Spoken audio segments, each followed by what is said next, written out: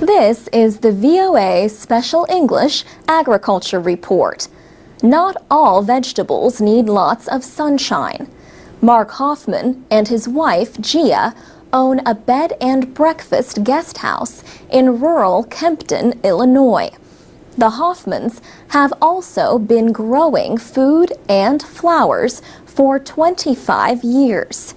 For almost 10 of those years, Mr. Hoffman has been working with shade plantings. He says visitors to his website, greenhousebed.com, often ask how to plant in shade spaces. The bottom line here is that most plants will produce more in full sun.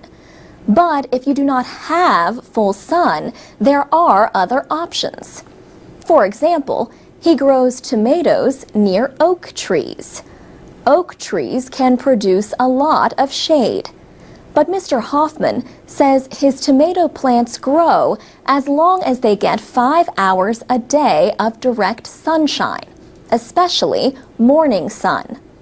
Not only does this go against the traditional advice that tomatoes need 6, 8, even 12 hours a day of full sun, it also shows how plants and tree roots can share nutrients and water. Mr. Hoffman also planted asparagus around a tree at its drip line, the area below the outer limit of the branches. Rain drips down right on the asparagus. He says the asparagus has been there for 6 years now and is doing wonderfully. The Hoffman's website includes a list of vegetables, flowers, and herbs that have produced acceptably for them in partial shade. Besides tomatoes and asparagus, these include broccoli, daylilies, horseradish, Irish potatoes, oregano, and winter onions.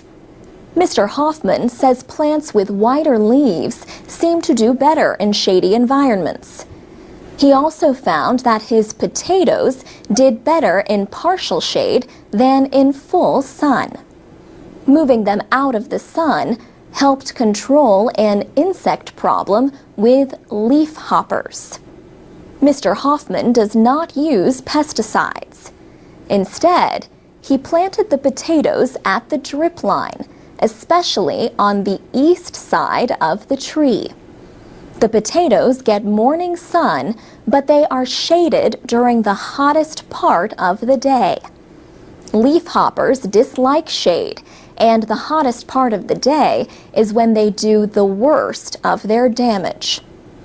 Time of day, brightness of the sun, shadows from trees, walls, and buildings. These all influence how much sunlight falls or does not fall on plants. And Extension Agent Curtis Swift at Colorado State University says people interested in shade planting should also remember something else. The term shade can describe different amounts of darkness. He says it can even mean different things in different parts of the world. For VOA Special English, I'm Alex Villarreal.